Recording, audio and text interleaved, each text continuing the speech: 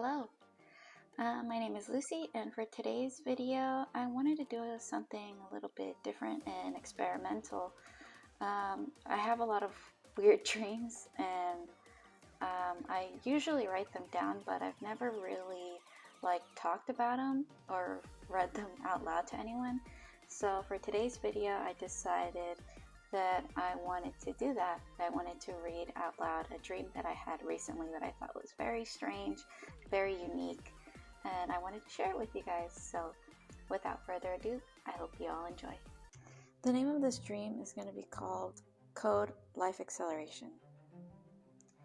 There was a drug that was made initially so that premature babies can grow at an accelerated rate, that way that they can get stronger, health-wise, I suppose. However, the woman who created the drug decided to play God and took it a step further.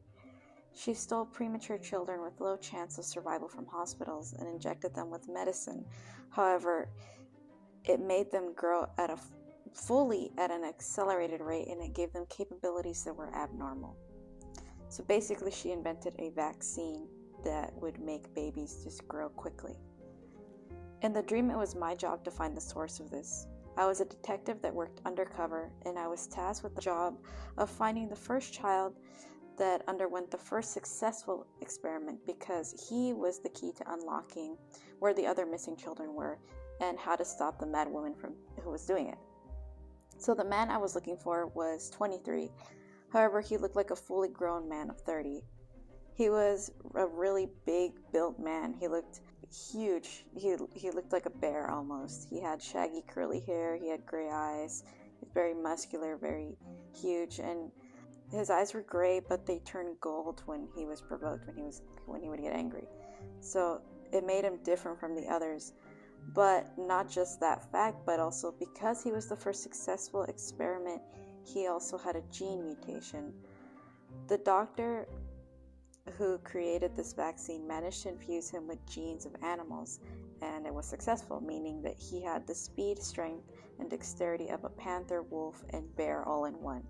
He had retractable claws, nails, in both his hands and feet, and he had keen senses.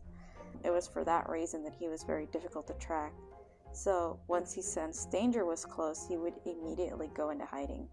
So after months of tracking, I finally managed to catch up to him. But it seemed that this time he wanted to get caught by me specifically.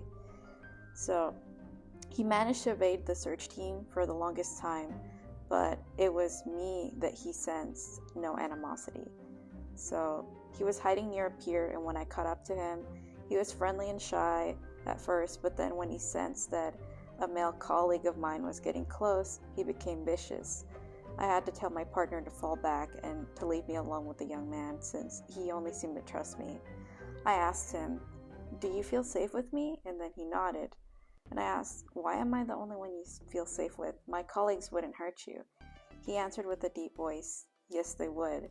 I pressured, "What do you mean they would? How do you know?"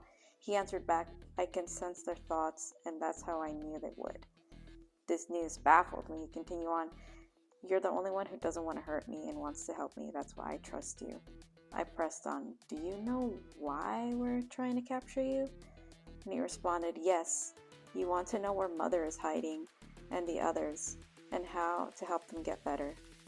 This was good. I thought with him being cooperative, we would finally put a stop to it. So we took the young man to the station, and there he told us about the whereabouts of his mother and the location of the 10 underground bunkers that she had managed to create and house the missing children.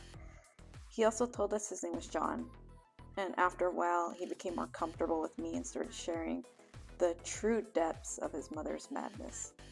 His mother had been plotting for many years to make hybrid children and sell them to the black market. In fact, she called her little experiment project Hybrid Child. She intended on accelerating the life of the children so that they could be fully grown adults by the time they were 10, and as well as infuse them with genes of different animals. So her idea was to create weak and docile hybrid slaves to sell to the black market and keep the strong and resilient ones for herself as her protectors. With the data that was given to us by John, we were able to track her down. However, she put up quite the fight. John, being the eldest and strongest of the hybrid child group, had to help us fight off the predator hybrid children.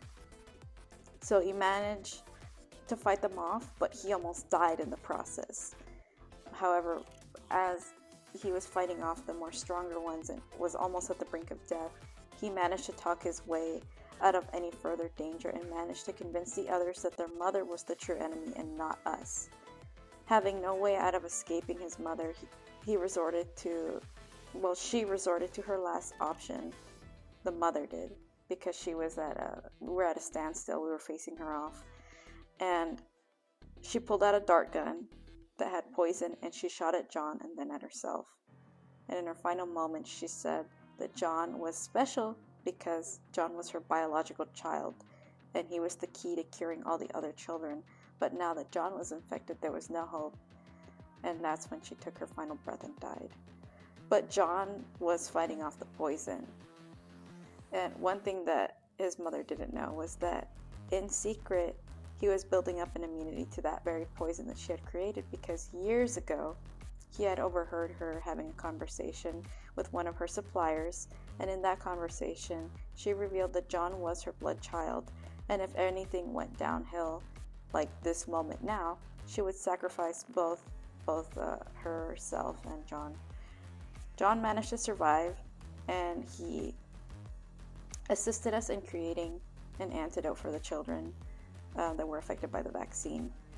Then all the children were returned to their prospective parents, and they slowly began to assimilate to normal life. As for John, he joined the team and he began working as a detective in an effort to not only live a more normal life, but help others who have been affected by cruelty in the same or similar way that he was affected.